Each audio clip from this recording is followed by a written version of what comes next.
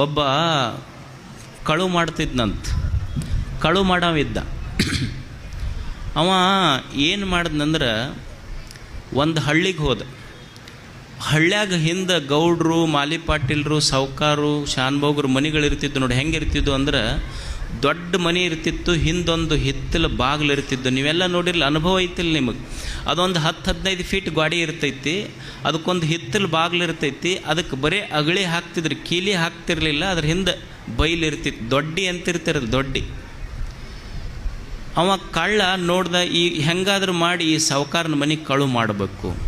ಅದ್ರ ಸಮಸ್ಯೆ ಏನು ಅಂದ್ರೆ ಅದಕ್ಕೆ 15 ಫೀಟ್ ಎತ್ತರದ ಗಾಡಿ. ಅದು 15 ಫೀಟ್ ಎತ್ತರದ ಗಾಡಿ ಹಾರಿ ಅಗಳಿ ತೆಗೆದು ಬಿಟ್ಟರೆ ಒಳಗೆ ಹೋಗಕ್ಕೆ ಬರ್ತಿತ್ತು.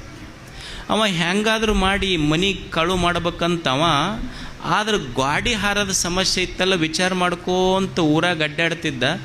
ಊರು ಬಸ್ ಸ್ಟ್ಯಾಂಡ್ ಮುಂದೆ ಏನಾಗಿತ್ತು ಅಂದ್ರೆ ಈ ಡೊಂಬರಾಟ ಆಡೋರು ಬಂದಿದ್ದರು. ಡೊಂಬರಾಟ ಆಡ್ತಿರ್ತಾರಲ್ಲ, ಆ ಕಡೆ ಒಂದು ಈ ಕಡೆ ಒಂದು ಹಗ್ಗ ಕಟ್ಟಿ ತಂತಿ ಮೇಲೆ ನಡೀತಿರ್ತಾರೆ. ಮಂದಿ ಸುತ್ತ ಕೂಡಿರ್ತಾರೆ. ಮಂದಿ ಕೇಳ್ರಿ ಮಂದಿ ಕೇಕಿ ಹೊಡಿತಿರ್ತಾರೆ, ಚಪ್ಪಾಳಿ ಬಾರಿಸ್ತಿರ್ತಾರೆ, ಡೋಲು ಬಾರಿಸ್ತಿರ್ತಾರೆ. ಅವ ಓಡಿ ಬಂದು ಒಂದು ಜಂಪ್ ಮಾಡಿದ್ರಂದ್ರೆ 10-15 ಫೀಟ್ ಹಿಂಗೆ ಜಿಗದು ಆ ಕಡೆ ಜಿಗಿತಿರ್ತಾನ. ಮಂದೆಲ್ಲ ಕೂಡಿದ್ರು, ಒಂದು ದೊಡ್ಡ 15 ಫೀಟ್ ಹಗ್ಗ ಕಟ್ಟಿದ್ರು, ಚಪ್ಪಾಳಿ ಹೊಡಿತಿದ್ರು, ಡೋಲು ಬಾರಿಸ್ತಿದ್ರು. ಅವ ಏನು ಮಾಡ್ತಿದ್ದಂದ್ರೆ ಅಲ್ಲಿಂದ ಓಡಿ ಬಂದು ಒಂದು ಜಂಪ್ ಹಾಕಿ 15 ಫೀಟ್ ಹಾರ್ತಿದ್ದವ. ಯಾರು? ಡೊಂಬರಾಟ ಆಡವ. ಅವಾಗ ಇವ ಕಳ್ಳಿದ್ನಲ್ಲ, ಕಳ್ಳಗನ್ನಿಸ್ತು, ಇವ ನನಗೂ ಸೂಕ್ತ ವ್ಯಕ್ತಿ ಆಗ್ತಾನೆ ಇವ. ಯಾಕಂದ್ರೆ ಇವನು ತೊಗೊಂಡು ಹೋದ್ರೆ ಹೆಂಗಾದ್ರೂ ಈ ಮನೆಗೆ ಕಳು ಮಾಡ್ಬೋದು ನಾನು. ಎಲ್ಲ ಮಂದಿ ಹೋದ ಮೇಲೆ ಆ ಡಂಬರಾಟ ಆಡೋನ ಹತ್ರ ಹೋದ. ಅಲ್ಲೋ ಇಷ್ಟು ಮಂದಿ ಕೂಡಿಸಿ ದಿವಸ ಆಟ ಆಡ್ತೀಯಲ್ಲ, ಎಷ್ಟು ದುಡಿತಿ? ಏನ್ರಿ ಮಂದಿಗೆ ಹಿಂಗೆ ತಾಟ್ ಹಿಡ್ಕೊಂಡು ಹೋಗ್ತೀನಿ, ಅವ್ರು 1 ರೂಪಾಯಿ 2 ರೂಪಾಯಿ ಕೊಡ್ತಾರೆ, ಭಾಳ ಅಂದ್ರೆ 100-200 ರೂಪಾಯಿ ಆಗುತ್ತಾ, ಇಷ್ಟೇ ರೀ ಅಂದವ. ಅವಾಗ ಅವ ಕಳ್ಳ ಹೇಳ್ದ, ನೋಡು ಎಷ್ಟು ದಿವಸ ಮಾಡಿದ್ರು ಬರೀ 100 ರೂಪಾಯಿ ನಿನಗೆ. ನೀ ಎಷ್ಟು ಸಲ ಲಗಾಟಿ ಜಂಪ್ 15 ಫೀಟಿನ ಜಿಗಿತಿ ನೀನು, ಆದರೂ ಬರೀ ನಿನಗೆ 100-200 ರೂಪಾಯಿ ಕೊಡ್ತಾರೆ ಅವರು. ಇವತ್ತು ಒಂದು ರಾತ್ರಿ ನನ್ನ ಜೊತೆಗೆ ಬಾ, ಒಂದು ಜಂಪ್ ಮಾಡಿದ್ರೆ ಒಂದು ಕೆಲಸ ಹೇಳ್ತೀನಿ ನಿನಗೊಂದು 50,000 ರೂಪಾಯಿ ಕೊಟ್ಟು ಕಳಿಸ್ತೀನಿ ಅಂದವ. ಅವ ಅಂದ, ಒಂದು ಜಂಪಿಗೆ 50,000 ರೂಪಾಯಿ ಆದ್ರೆ ಬರ್ತೀನಿ ತೋಡ್ರಿ ನಿಮ್ಮ ಜೊತೆಗೆ ಇವತ್ತಂದು. ಎಲ್ಲಿ ಬರಬೇಕು?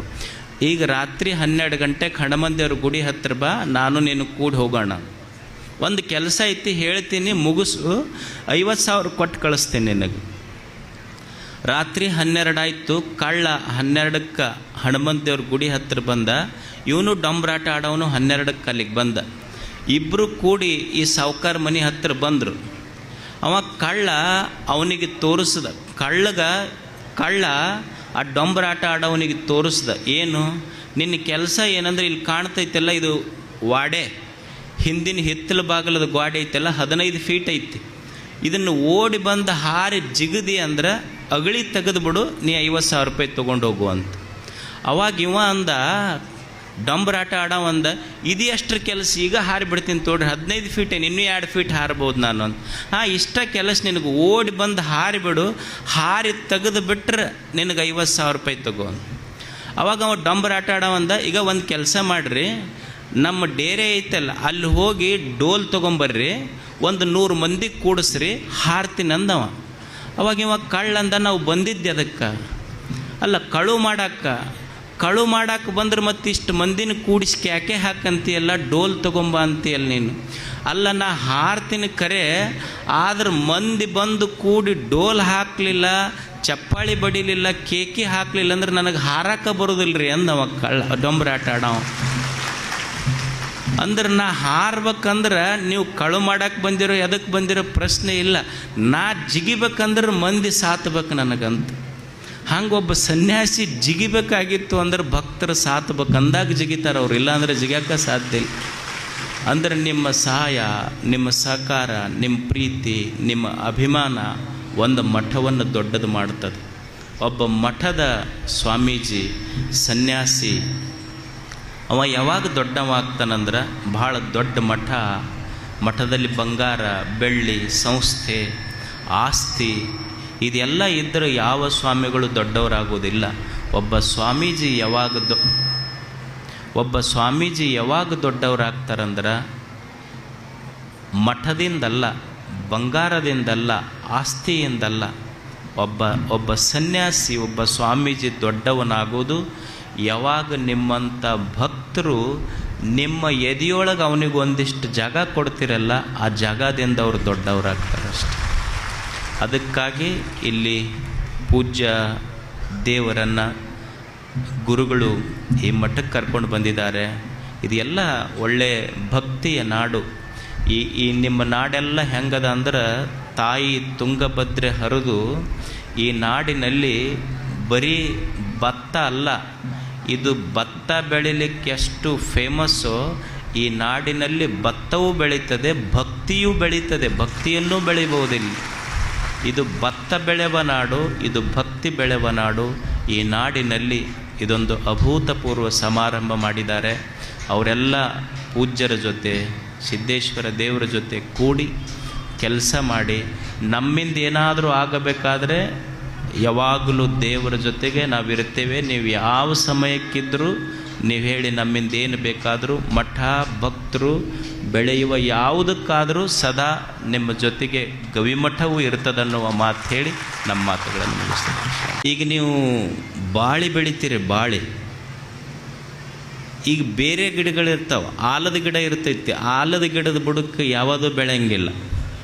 ಆದರೆ ಅದೇ ಬಾಳೆ ಗಿಡ ಇರ್ತೈತಿ ನೋಡ್ರಿ, ನೀವು ಬಾಳೆ ಗಿಡದ ಬುಡಕ್ಕೆ ಅನೇಕ ಸಸಿ ಮರಿಗಳು ಹುಟ್ಕೊತಾವೆ, ಬೆಳೆಸ್ತೈತದು. ತಾನು ಅಳದ ಮೇಲೇನೂ ಸಹಿತ ಅದಕ್ಕೆ ಸಾವು ಅನ್ನೋದಿಲ್ಲ. ಬಾಳೆ ಗಿಡಕ್ಕೆ ತಾನು ಅಳಿದ ಮೇಲೆಯೂ ಸಹಿತ ತನ್ನ 100 ಮರಿಗಳನ್ನು ತನ್ನ ಸುತ್ತ ಬೆಳೆಸಿ ಹೋಗಿರುತ್ತೈತದು. ಹಂಗೆ ಹಿಂದಿನ ಕೊಟ್ಟೂರು ಮಹಾಸ್ವಾಮಿಗಳವರ ಕಾಯ ಅಳಿದರೂ ಸಹಿತ ಅವರ ಮರಿಗಳೆಲ್ಲ ಮುಂದೆ ದೊಡ್ಡ ಬಾಳೆಯ ಗಿಡಗಳಾಗಿ ಇಲ್ಲಿ ನಿಲ್ಲುವಂತೆ ಬೆಳೆಸಿದಾರವರು. ಅದೇ ಬಾಳೆ ಗಿಡದ ಅವರ ಈಗಿನ ಕೊಟ್ಟೂರು ಬಸವಲಿಂಗ ಮಹಾಸ್ವಾಮಿಗಳವರು ಸಹಿತ ಅವರು ಗುರುಗಳಂತೆ ಅವರೂ ಪರಿಶ್ರಮ ಜೀವಿಗಳು. ಅವರು ಮಾಡುವ ಕಾರ್ಯಕ್ರಮಗಳಿರಲಿ, ಪುರಾಣಗಳಿರಲಿ, ಬಸವ ಪುರಾಣಗಳಿರಲಿ, ದಾಸೋಹ ಇರಲಿ, ಜಾತ್ರೆ ಇರಲಿ, ಅವರು ಗುರುಗಳು ಹೆಂಗಿದ್ರು ಸೇಮ್ ಡಿಟ್ಟು ಅಂತಾರಲ್ಲ, ಹಾಗೆ ಅವ್ರ ಕೆಲಸಗಳು ಸಹಿತ ಅಷ್ಟೇ ಪ್ರೀತಿಯಿಂದ ಅವರು ಮಾಡ್ತಾ ಇದ್ದಾರೆ. ಮೊನ್ನೆ ಗಜೇಂದ್ರಗಢದಲ್ಲಿ ಅಷ್ಟು ದೊಡ್ಡ ಬಸವ ಪುರಾಣವನ್ನು ಅವರು ಮಾಡಿದ್ರು.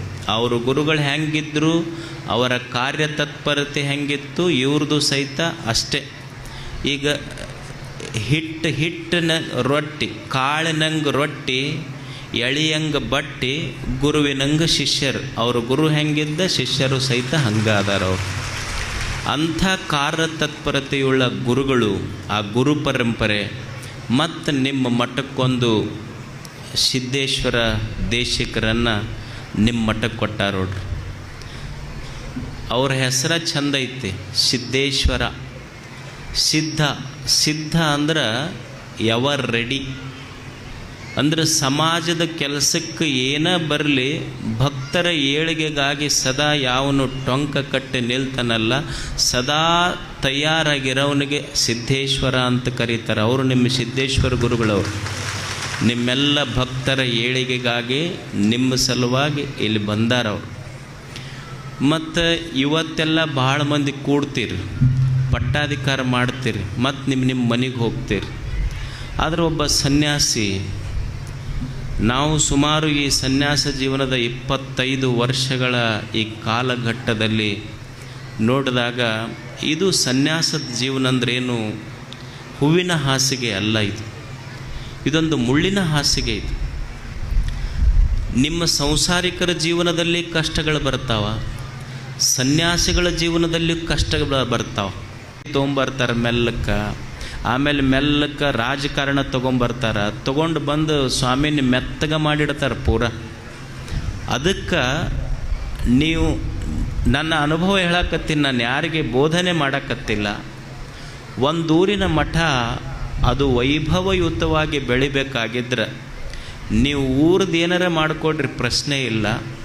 ಮಠದ ಸಮೀಪ ಎಂದೂ ಜಾತಿ ಮತ್ತು ರಾಜಕಾರಣ ತರದಂಗೆ ನೋಡಿಕೊಂಡ್ರಿ ಅಂದ್ರೆ ಮಠ ಬೆಳೀತಾವಷ್ಟೆ. ಇರದೇ ಇದ್ದರೆ ಯಾವ ಮಠಗಳು ಬೆಳಿಲಿಕ್ಕೆ ತರೋದು ಇಲ್ಲ. ಅಂದರೆ ಎಷ್ಟೋ ಮಂದಿ ಸ್ವಾಮಿಗಳಿಗೆ ನನಗೆ ಹೂವಿನ ಹಾರ ಹಾಕಕ್ಕೆ ಕರೆದಿಲ್ಲಂತ, ವೇದಿಕೆ ಮೇಲೆ ಕರೆದಿಲ್ಲಂತ ಸ್ವಾಮಿಗಳಿಗೆ ಮಠ ಬಿಡಿಸಿದವ್ರು ಭಾಳ ಮಂದಿ ಅದಾರ. ನಾ ಹೇಳಕ್ಕೆ ಯಾಕಂದರೆ ಒಬ್ಬ ಸನ್ಯಾಸಿ ಇಡೀ ತನ್ನ ಆಯುಷ್ಯವನ್ನು ಬಿಟ್ಟು ಒಂದು ಸಮಾಜ ಬೆಳೆಸ್ಬೇಕಂತ ಒಂದು ಊರಿಗೆ ಬರ್ತಾನೆ. ನೀವು ನೋಡಿ ನಿಮ್ಮ ಮಕ್ಕಳಿಗೆ ಎಷ್ಟು ಕಾಳಜಿ ಮಾಡ್ತೀರಿ, ನಿಮ್ಮ ಮಕ್ಕಳಿಗೆ ಎಷ್ಟು ಕಾಳಜಿ ಮಾಡ್ತೀರಿ. ಅವ್ರಿಗೆ LKGಯಿಂದನೇ ಓದ್ಸೋಕ್ಕೆ ಶುರು ಮಾಡ್ತೀರಿ. ಇಂಗ್ಲೀಷ್ ಮೀಡಿಯಮ್ ಓದಿಸ್ಬೇಕು, ಇವ್ರಿಗೆ ಮುಂದೆ ನೀಟ್ ಓದಿಸ್ಬೇಕು, ಡಾಕ್ಟರ್ ಮಾಡಬೇಕು, ಇಂಜಿನಿಯರ್ ಮಾಡಬೇಕು. ನಿಮ್ಮ ಮಕ್ಕಳ ಬಗ್ಗೆ ಎಷ್ಟು ಕಾಳಜಿ ಇರ್ತದಲ್ಲ. ಮತ್ತೊಬ್ಬ ಸನ್ಯಾಸಿನೂ ಸಹಿತ ನಿಮ್ಮ ಮಗನೇ ಆತು.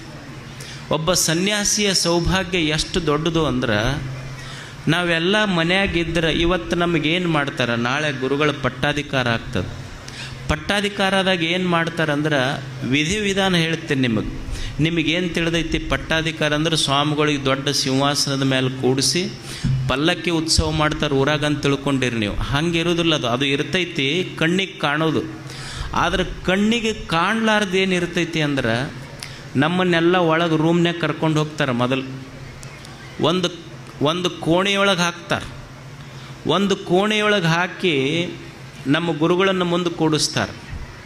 5-6 ಮಂದಿ ಹಿರಿಯರನ್ನ ಕರೆಸ್ತಾರೆ. ನಮ್ಮ ಹಡದ ತಂದೆ ತಾಯಿಗಳಿಗೆ ಕರೆಸ್ತಾರೆ. ಕರೆಸಿ ನಮ್ಮ ತಂದೆ ತಾಯಿಗೆ ಕೈಯಾಗ ಒಂದು ಕಾಯಿ ಕೊಟ್ಟು, ಅವ್ರ ಕೈಯನ್ನು ಕಾಯಿ ತೆಗೆದು ಗುರುಗಳ ಸಮ್ಮುಖದಲ್ಲಿ ಹಿರಿಯರಿಗೆ ಕೊಟ್ಟು, ನಮಗೆಲ್ಲ ಹೆತ್ತ ತಂದೆ ತಾಯಿಗಳಿಗೆ ಏನು ಹೇಳ್ತಾರೆ ಅಂದ್ರೆ, ನಿಮ್ಮ ಪಾಲಿಗೆ ಇವತ್ತು ನಿಮ್ಮ ಮಗ ಸತ್ತಾನ ಇಲ್ಲ, ನೀವೆಲ್ಲ ಇವನು ಮುಖ ನೋಡ್ಲಾರ್ದಂಗೆ ಹೊಳ್ಳಿ ಹೋಗಬೇಕು. ಇವತ್ತಿನಿಂದ ಇವ್ರು ನಿಮ್ಮ ತಂದೆ ತಾಯಿಗಳಲ್ಲ, ಈ ಸಮಾಜವೇ ತಂದೆ ತಾಯಿ ಅಂತ ತಿಳ್ಕೊಳ್ರಿ ಅಂತ. ಅಂದ್ರೆ ಒಬ್ಬ ಸನ್ಯಾಸಿಯ ಯೋಗ ಎಷ್ಟು ದೊಡ್ಡದು ಅಂದ್ರೆ, ಮನೆಯಾಗಿದ್ರೆ ನಮಗೆ ಬರೀ 2 ತಂದೆ ತಾಯಿಗಳಿಗೆ ಮಗುವಾಗುವ ಯೋಗ ಬರ್ತಿತ್ತು. ಆದರೆ ಸಮಾಜದ ಉಡಿಯೊಳಗೆ ಬಿದ್ದಿದ್ದಕ್ಕಾಗಿ ಇವತ್ತು ಸಾವಿರಾರು ತಂದೆ ತಾಯಿಗಳಿಗೆ ಮಗನಾಗುವ ಯೋಗ್ಯತೆ ಅದು ಸನ್ಯಾಸಿಗೆ ಮಾತ್ರ ಬರ್ತದೆ. ಅದಕ್ಕೊಬ್ಬ ಸನ್ಯಾಸಿ ಅದು ಮುಳ್ಳಿನ ಹಾಸಿಗೆ. ನನಗೆ ಪಟ್ಟಾಧಿಕಾರ ಆಯ್ತು. ಪಟ್ಟಾಧಿಕಾರ ಆದಮೇಲೆ 1 ವರ್ಷ ಆಯ್ತು. ಯಾರೋ ಒಬ್ಬರು ಒಂದು ಮಾಲಾರ್ಪಣೆ ತೊಗೊಂಡು ಬಂದ್ರೆ ಅವ್ರು ನನಗೆ ನೆನಪಿರಲಿಲ್ಲ. 1 ವರ್ಷ ಆಗಿತ್ತಂತ, ವಾರ್ಷಿಕೋತ್ಸವ ಇತ್ತಂತ. ಅವ್ರು ಬಂದು ಒಂದು ಹೂವಿನ ಸರ, ದೊಡ್ಡ ಹೂವಿನ ಸರ ತೊಗೊಂಬಂದು ನನಗೆ ಹೇಳಿದರು. ಬಂದು ನಮಸ್ಕಾರ ಮಾಡಿ, ಎದಕ್ಕಪ್ಪ ಅಂತ ಕೇಳಿದೆ. ಇಲ್ಲ ಅಜ್ಜವರ, ಕಾಂಗ್ರ್ಯಾಚುಲೇಷನ್ಸ್, ಧನ್ಯವಾದಗಳು ನಿಮಗೆ. ಎದಕ್ಕೆ ಧನ್ಯವಾದ? ಇಲ್ಲ, ನೀವು ನಮ್ಮ ಮಠಕ್ಕಾಗಿ 1 ವರ್ಷ ಆಯ್ತು ನಮ್ಮ ಮಠಕ್ಕಾಗಿ, ನಮ್ಮ ಮಠ ಸುಸೂತ್ರವಾಗಿ ನಡೆಸಿ 1 ವರ್ಷ ನಡೆಸಿದ್ದಕ್ಕಾಗಿ ನಿಮಗೆ ಧನ್ಯವಾದಗಳು ಅಂದರು. ನಾನು ಅವ್ರಿಗೆ ಹೂವಿನ ಸರ ಅವನಿಗೆ ಹಾಕಿ ನಿನಗೆ ಧನ್ಯವಾದ ನಾ ಹೇಳಬೇಕಪ್ಪ ಅಂದೆ. ಅವ ಅಂದ, ನಮಗೆ ಯಾಕೆ ಹೇಳ್ಬೇಕ್ರಿ, 1 ವರ್ಷ ಸುಸೂತ್ರ ನಡೆಸಿದವ್ರು ನೀವು ಮಠ. ಇಲ್ಲ, ನಮಗೆ ನಡೆಸಿದ್ದಕ್ಕಲ್ಲ, ನಮಗೆ 1 ವರ್ಷ ಸುಮ್ಮನೆ ಸುಸೂತ್ರ ನಡೆಸಕ್ಕೆ ಬಿಟ್ರಿ ಅಲ್ಲಿ ನೀವು ಭಕ್ತರು, ಅದಕ್ಕೆ ನಿಮಗೆ ಹೇಳ್ಬೇಕಾಗೈತೆ ಮೊದಲ ಅಂತ. ನಮಗೆ ಸುಮ್ಮನೆ ನಡೆಸಕ್ಕೆ ಬಿಟ್ರಿ ಅಲ್ಲಿ ನೀವು. ಯಾವ್ದಾರ ಒಂದು ಕಿಡಿ ಇಟ್ಟು ಏನಾರ ಮಾಡಿದ್ರೆ ಏನು ಮಾಡೋದೈತೆ? ಅದಕ್ಕೊಂದು ಸನ್ಯಾಸಿಯ ಜವಾಬ್ದಾರಿ ಭಕ್ತರ ಮೇಲೂ ಬಹಳ ದೊಡ್ಡದಿರ್ತದೆ. ಇದು ಭಕ್ತ ಮತ್ತು ಗುರುವಿನ ಸಂಬಂಧ ಅಷ್ಟೇ. ಇದು ನಾವು ಒಬ್ಬ ಮನುಷ್ಯ ಯಾರೂ ಪರಿಪೂರ್ಣ ಇರುವುದಿಲ್ಲ. ಒಮ್ಮೆ ಮಠ ನಡೆಸಬೇಕಾದ್ರೆ ಹೆಚ್ಚು ಕಡಿಮೆ, ಅರಿಯೋದೋ ಸಣ್ಣ ಪುಟ್ಟ ವ್ಯತ್ಯಾಸಗಳಾಗ್ತಿರ್ತಾವೆ. ಸಮಾಜ ಸ್ವಾಮಿಗಳನ್ನು ನೋಡುವ ದೃಷ್ಟಿಕೋನನೂ ಹೇಗಿರಬೇಕು ಅಂದ್ರೆ, ಈಗ ನೀವು ತಂದೆ ತಾಯಿಗಳಿರ್ತೀರಿ, ನಿಮ್ಮ ಮಗ ತೊಡಿ ಮೇಲೆ ಏನೋ ಗಲೀಜು ಮಾಡ್ಕೊತೈತಿ. ನನ್ನ ಮಗ ಗಲೀಜು ಮಾಡ್ಕೊಂಡನಂತ ಯಾವ ತಂದೆ ತಾಯಿನೂ ತೊಡಿ ಕೊಯ್ಕೊಂಡಿಲ್ಲ, ಕಾಲು ಕೊಯ್ಕೊಂಡಿಲ್ಲ, ತೊಳ್ಕೊತಾರೆ, ಸ್ವಚ್ಛ ಮಾಡಿ ಮತ್ತೆ ಮಗನ ಅದೇ ಪ್ರೀತಿ ಮಾಡ್ತಿರ್ತಾರೆ. ಹಂಗೆ ಸಿದ್ದೇಶ್ವರ ದೇವರನ್ನು ನಿಮ್ಮ ಮಗ ಅಂತ ನೀವು ಪ್ರೀತಿ ಮಾಡಬೇಕು ನೀವೆಲ್ಲ. ಇವತ್ತು ಉಡಿ ತುಂಬ ಕಾರ್ಯಕ್ರಮ ಮಾಡಕತ್ತಾರಿಲ್ಲ. ಉಡಿ ತುಂಬೋದಂದ್ರೆ ಏನು? ಭಾಳ ಮಂದಿ ಬೇರೆ ಬೇರೆ ಹೇಳ್ಬೋದು, ಆದ್ರೆ ನನಗೆ ಅಂಥವು ಹೇಳೋಕ್ಕೆ ಇಷ್ಟ ಇಲ್ಲ. ಉಡಿ ತುಂಬೋದಂದು ಕೂಡಲೇ ನಿಮ್ಮ ಉಡ್ಯಾದಾಗ ಒಂದು ಕುಪ್ಪಸದ ಕಣ, ಒಂದಿಷ್ಟು ತೆಂಗ ಕೊಬ್ಬರಿ, 2 ಉತ್ತತ್ತಿ ಇಟ್ಟು ಉಡಿ ತುಂಬಿಸ್ಕೊಂಡು ಬಂದೀವಂತಲ್ಲ. ತಾಯಂದಿರಿಗೆ ಉಡಿ ತುಂಬೋದು ಇದರ ಅರ್ಥ ಏನು ಅಂದ್ರೆ, ನಿಮ್ಮ ಉಡ್ಯಾದಾಗ ಅವ್ರನ್ನ ಇವತ್ತು ತುಂಬಕತ್ತಾರೆ, ಇವ ನಿಮ್ಮ ಮಗ, ಮನೆ ಮಗ ಅಂತ ತಿಳ್ಕೊಳ್ರಿ ಅಂತ ಹೇಳೋದಷ್ಟೆ. ಅದಕ್ಕೆ ನಿಮ್ಮಲ್ಲಿ ಏನು ಜವಾಬ್ದಾರಿ ಬರಲಿ ಅಂದ್ರೆ ಅದು ನಿಮ್ಮ ಮಗ, ಅವನು ಭಾಳ ಪ್ರೀತಿಯಿಂದ ಜೋಪಾನ ಮಾಡಿರಿ. ಮತ್ತು ಏನು ಸಮಾಜದ ಕೆಲಸ ಇರ್ತಾವ, ಊರಿನ ಕೆಲಸ ಇರ್ತಾವ, ಎಲ್ಲ ಹಿರಿಯರಿರಲಿ ಯುವಕರಿರಲಿ, ಅವರನ್ನು ಕಟ್ಕೊಂಡು ಕೆಲಸ ಮಾಡಿರಿ. ಒಬ್ಬ ಸನ್ಯಾಸಿ ಮನಸ್ಸು ಮಾಡಿದ್ರೆ, ಭಕ್ತರು ಅದಕ್ಕೆ ಸಹಕಾರ ಕೊಟ್ಟರೆ ನೀವು ಯಾವ ಸ್ವರ್ಗಕ್ಕೂ ಹೋಗೋದು ಬೇಕಾಗಿಲ್ಲ. ಅವ ಸನ್ಯಾಸಿ ನಿಂತ ನೆಲವನ್ನೇ ಕೈಲಾಸ ಮಾಡುವ ಸಾಮರ್ಥ್ಯ ಒಬ್ಬ ಸನ್ಯಾಸಿಯಲ್ಲಿರ್ತದೆ. ಅದಕ್ಕೇನಂದ್ರೆ ಭಕ್ತರ ಸಹಕಾರ ಭಾಳ ಬೇಕಾಗತ್ತೆ. ಭಕ್ತರ ಸಹಕಾರ ಇಲ್ಲಾರ್ದೆ ಸನ್ಯಾಸಿ ಏನೂ ಮಾಡೋಕ್ಕಾಗೋದಿಲ್ಲ. ಯಾಕಂದ್ರೆ ನೀವು ಹೂ ಅಂತಿರ್ಬೇಕು. ನಿಮ್ಮ ಕೇಕೆ, ನಿಮ್ಮ ಚಪ್ಪಾಳೆ, ನಿಮ್ಮ ಎರಡು ಪ್ರೀತಿಯ ಮಾತು ಒಬ್ಬ ಸನ್ಯಾಸಿಯನ್ನು ಭಾಳ ಎತ್ತರಕ್ಕೆ ಜಿಗಿಸ್ತಾವೆ.